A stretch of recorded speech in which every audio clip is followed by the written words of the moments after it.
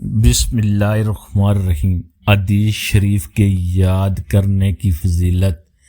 حدیثوں کا یاد کرنے والا قیامت کے دن عالم اور فقیہ بنا کر اٹھایا جائے گا اور رسول اللہ صلی اللہ علیہ وسلم اس کی سفارش فرمائیں گے۔ حضرت ابن عباس رضی اللہ عنہ سے روایت ہے کہ رسول اللہ صلی اللہ علیہ وسلم نے فرمایا، جو شخص میری امت کے لیے 40 حدیثیں میری سنت کی یاد کرے گا تو میں قیامت کے دن اس کی سفارش کروں گا۔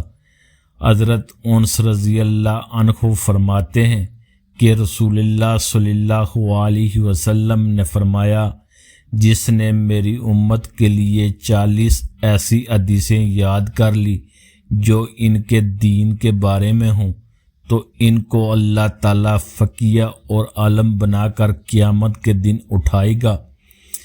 اللہ تعالیٰ اس بندے کے چہرے کو خوش اور تازہ رکھے گا جس نے میری حدیث کو سن کر ضبط اور حفظ کیا اور دوسروں کو سنایا۔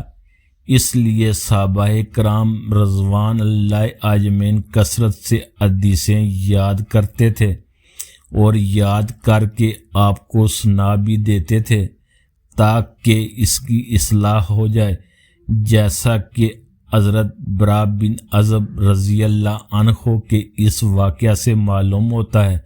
وہ فرماتے ہیں کہ رسول اللہ صلی اللہ علیہ وسلم نے مجھ سے فرمایا، جب تم سونے چلو تو پہلے وضو کر لو اور داہنی کروٹ پر لیٹ کر اس دعا کو پڑھ کر سو جایا کرو، خدا نہ خواستہ اگر اس رات میں تمہارا انتقال ہو گیا تو فطرت اسلامی پر مرو گے۔ وہ دعا یہ ہے، اس کا اردو ترجمہ: اے اللہ، میں نے اپنی ذات اور جان کو تیرے حوالے کر دیا اور اپنے کاموں کو تیرے سپرد کر دیا اور اپنی پیٹھ کو تیری طرف جھکا دیا۔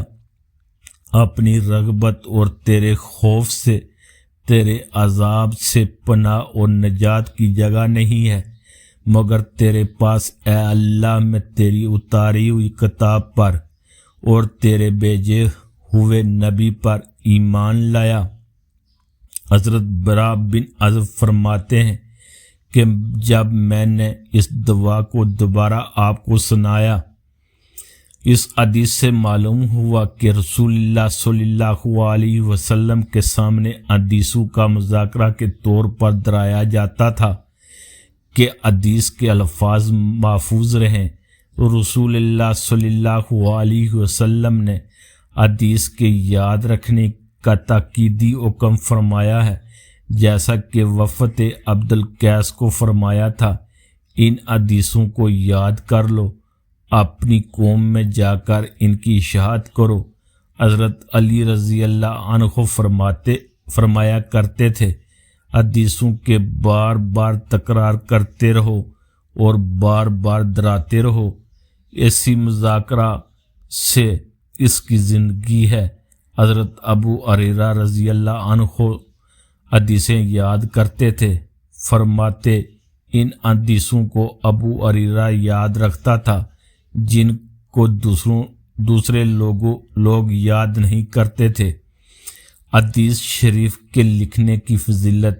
حضرت امام احمد بن حنبل سے دریافت کیا جاتا ہے کہ ایک شخص تو نفلی روزوں اور نفلی نمازوں میں مشغول ہے اور دوسرا حدیث لکھنے میں مشغول ہے، فرمائیے آپ کے نزدیک کون افضل ہے؟ آپ نے فرمایا، حدیث شریف لکھنے والا۔ حضرت ابو بکر احمد بن علی فرماتے ہیں کہ حدیث شریف کو سیکھنا ہر قسم کی نفلی عبادت سے بہتر ہے۔ حضرت یحییٰ بن ایمان فرماتے ہیں، طلب حدیث بہترین عبادت اور باعث خیر و برکت ہے۔ جزاک اللہ خیر۔